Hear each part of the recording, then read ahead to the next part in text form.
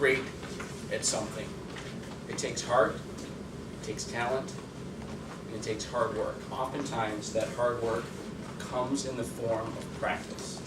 I love what Michael Jordan said, that in practice you have to get the fundamentals down because everything else you do will rise. Fellow Toastmasters, honored guests, I believe that that's what Toastmasters is. That's what Toastmasters is for me. It is 2 parts practice, 1 part social. This remains to be the one and only reoccurring meeting on my calendar that I look forward to each and every week. I love the stories, I love the people here, I love coming to this meeting. But I'm really here for the practice to become better at my craft, to become a better speaker, to become a better leader, and to become a better club president. As your new club president, my job here is to help guide us on the Distinguished Club Program. That's something that we've done here as a club very well over the last several years. The Distinguished Club Program is made up of 4 parts: education, training, membership, and administration.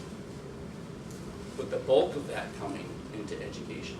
Now I have the goals that we have here. There are 10 goals that are part of the Distinguished Club Program. Now I'm going to show you them, but I know you can't, I don't expect everyone to back into this, so I'm kind of blowing it up a little bit. The first one is around education.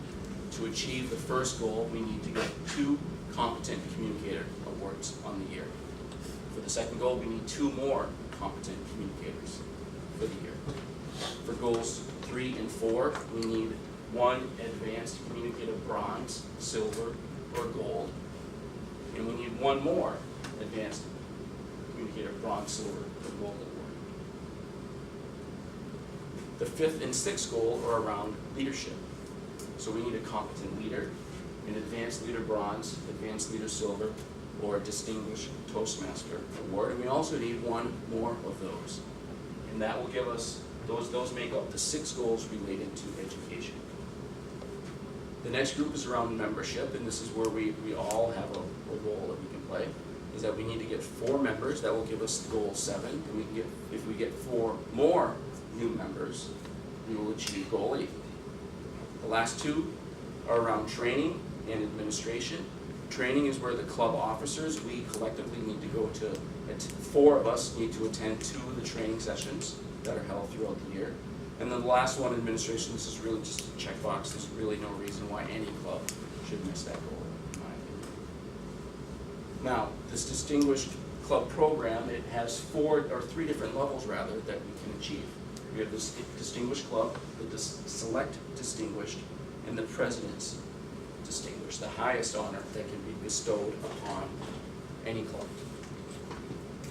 Now, the Distinguished Club Program, if we want to become a distinguished club, we need to achieve 5 of these goals, and this is what it could look like for us if we wanted to become a distinguished club.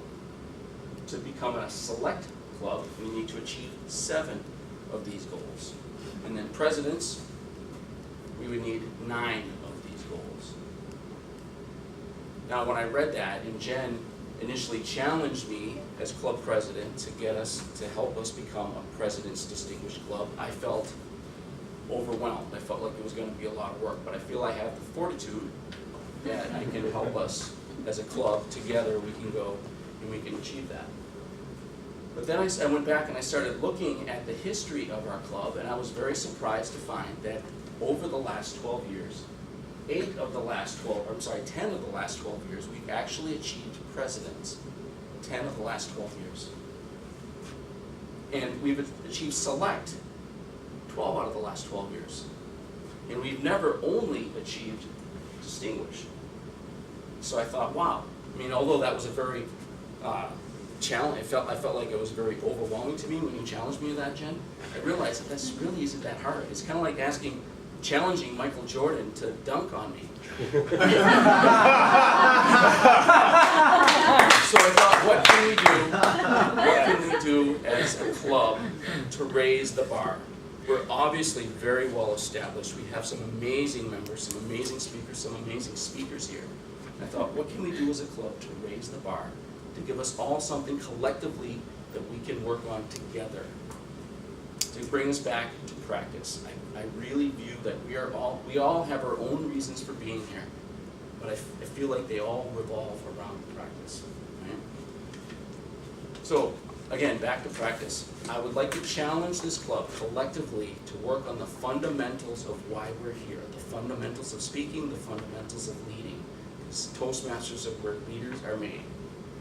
What I propose that we try to do as a club, if you look at this schedule here, is that we know that we have our meeting every Monday at 11:45. I propose that we try as a club to have the Toastmasters send out the confirm your roles email come Tuesday morning, or Tuesday sometime. Then we all know collectively that if we have a role, that we should be looking for that email. So we all respond. If you have a role, we respond to our Toastmaster on Wednesday. On Thursday, the Toastmaster has the chance then to finalize the agenda, and then the speakers and evaluators can sync up. And what I believe that does, that gives us the ability to sync up an email, or maybe you can have a phone call with someone.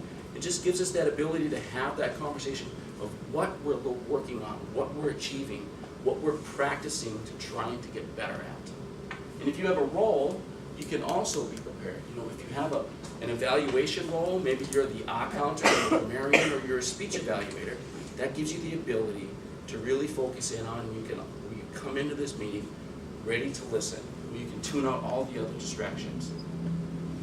I believe that if we collectively work on that together, we will all raise the tide. A raising tide raises all boats. And I believe that collectively we'll grow together as a club. Thank you.